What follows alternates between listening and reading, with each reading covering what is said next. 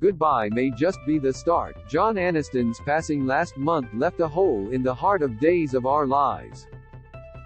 But while Aniston may be gone and Victor's final episode may have sadly aired the day after Christmas, Victor is, technically, still alive in Salem.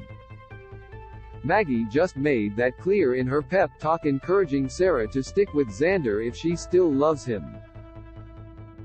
Related story: Days of Our Lives spoilers January 2-6. But while the show hasn't had a chance to catch up to real life yet and send the Kiriakis patriarch out with a funeral fit for his legendary stature, that will change eventually. And once the tears of loss have dried, if not before, we have a feeling the whole Kiriakis family is going to have quite a few other reasons to cry. Right now, if we're being honest, the family is fractured. Justin and Bonnie just learned about Xander's dirty deeds with Ava. Brady's got his hands full with Kristen. Alex is focused on Stephanie, and keeping Chad away from her, and Sonny's marriage to Will seems about ready to crumble apart. Worse, once Victor's gone, he's going to leave behind a massive power vacuum. For decades, he dictated who would be running Titan and more often than not, delighted in pitting family members against each other in a twisted game of succession. But all that CEO shifting had an unexpected consequence. There's no clear heir to the Kiriakis empire. Alex and Sonny are likely the last two in the CEO seat, but that doesn't mean they're the only ones who want it. Credit Peacock screenshot. And that's a problem because with virtually every member of the family distracted right now, there's no telling which Kiriakis might come out of the woodwork to try to claim it. Victor was supposedly the last of his generation, but what if that's not true? We've never really learned much about Victor's brother, Titus, but it seems like he had to be a piece of work to turn out a son like Xander.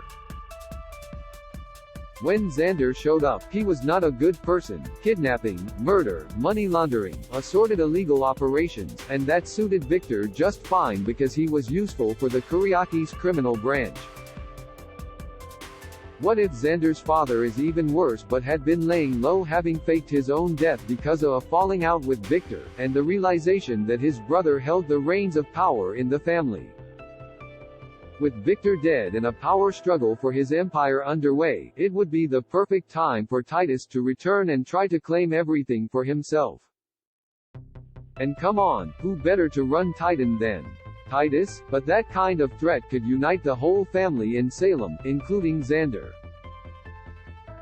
In fact, he could be their secret weapon and win his way back into their good graces by pretending to work with his father to take control, only to turn on him and hand his family the win. Because right now, if we're being honest, we can't see much other reason that anyone involved with Xander would want to forgive him anymore. Bonnie and Justin are determined to make him pay, and if Xander somehow manages to stay out of prison, we can only imagine their hunger for vengeance growing.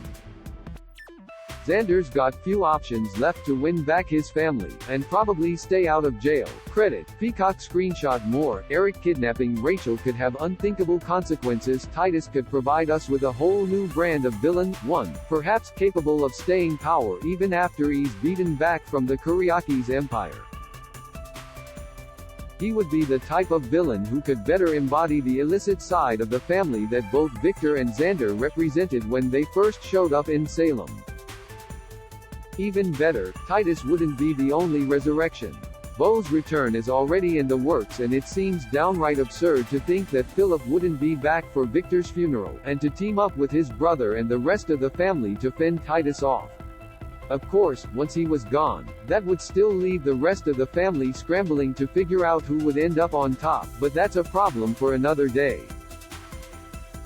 No matter what happens, for the first time in years, the Kiriakis clan would be at full strength in Salem, and that's a win for us all. Now if only the Damaris could ever get their act together. Where's Stefano when you need him? Take a look at our photo gallery of Victor's life, loves and family. The Kiriakis clan is extensive.